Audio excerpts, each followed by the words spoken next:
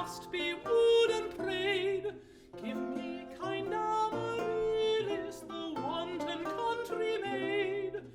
Nature art disdaineth, her beauty is home. How when we court and kiss, she cries forsooth, let go.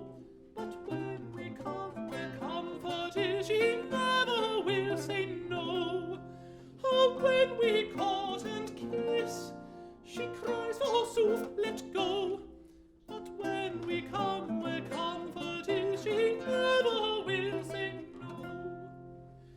These ladies must have pillows and beds by strangers wrought. Give me a bower of willows, of moss and leaves unbought, and fresh amaryllis with milk and honey fed, who when we court and kiss, she cries forsooth, let go.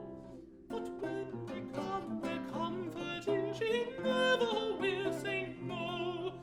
Oh, when we court and kiss, she cries forsooth, let go. But when we come, we're comforted, she never will say no.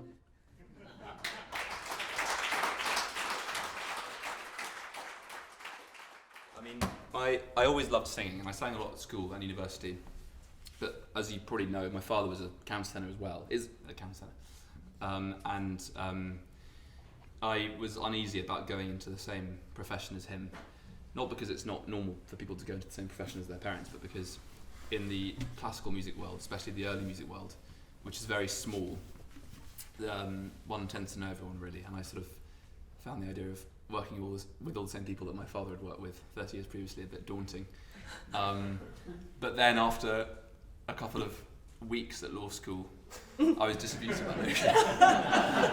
No, that's a bit hard. I did quite enjoy law school, and I finished it and everything, but yeah. I knew fairly soon into doing that actually singing was what I wanted to do, and music was what I wanted to do.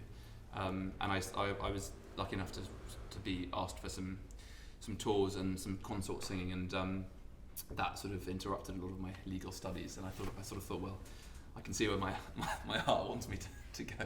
So yeah.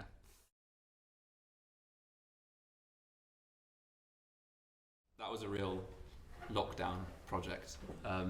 We were in the Sheldonian Theatre in Oxford, which I'd sung a few times actually, having been there. And it was actually we were talking earlier about how a lot of lockdown music making was pretty unsatisfactory and quite difficult because we couldn't have any audiences, and we were just often performing to a camera with an empty concert hall and sort of trying to generate some kind of atmosphere from that, which I always found very difficult. I think most people would say the same thing.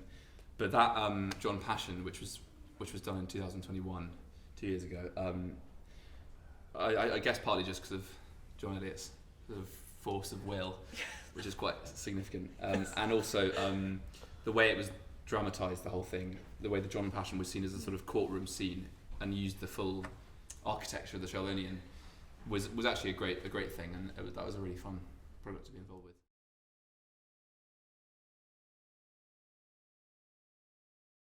Well, I did a concert a few years ago in Germany, in Bremen, and someone in the audience was a very nice man who makes harpsichords for a living and is a real music enthusiast. And he liked my voice, and he said he'd like me to do some lute songs in a concert in his house concert series, which he ran in Bremen. And I hadn't done any lute songs before, so I sort of was asking some friends if they could recommend a good lutenist, and they all said Toby was great. So I met up with Toby, went around to his flat, and we started playing through some songs. I've bought them a few drinks since. And we sort of slowly and organically devised a programme of songs that we liked. Actually, I said to you before, my dad, obviously being a counselor, recorded a lot of lute song CDs over the years, and one initial idea I had was to try and record songs that he hadn't done before. But then I actually thought, well, he's done all the good ones, and I'll be left with the scraps, so he didn't do that.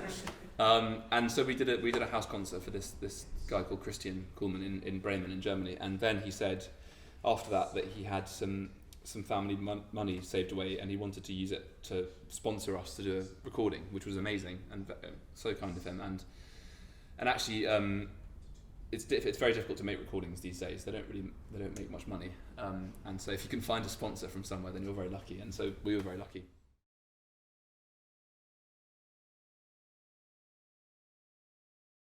This is a new instrument. That's one of the reasons I got it was particularly for this partnership. It's actually a different lute to the one that's on the disc, because without getting too into the weeds about it, it's useful for these. They're written for a lute, and it's the way the lute music is written. It's basically a diagram of where to put your fingers, and so the pitch it comes out at depends on the instrument.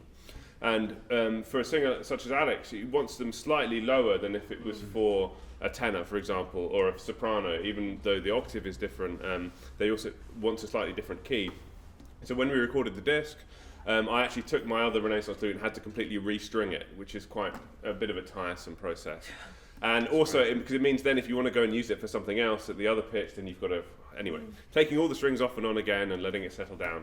So I thought what I really need is a new lute that's also going to hopefully work for lots of other things as well, but is sort of natively at this pitch. And I got this in February from a maker over in the Czech Republic. I went over and got it, and so this is, I think, done about half a dozen concerts on it since, and we're getting along very, very well. Yeah.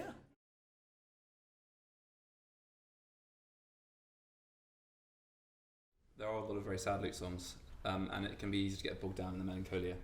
And I think we wanted to, I mean, definitely some of the Dowland songs especially reflect, I suppose, the general mood that people were feeling during lockdown, during COVID. But we didn't want the whole disc to sound like that, because it can become a bit monotonous, really.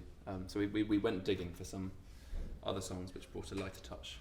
It's quite funny, actually, when that I Cannot for These Ladies always gets a reaction. And we did a concert in Derby Cathedral last week, and I suddenly thought halfway there, well, I'm not sure we should be performing this one in the cathedral. I think there are two particular lines in that. Yes. Yeah.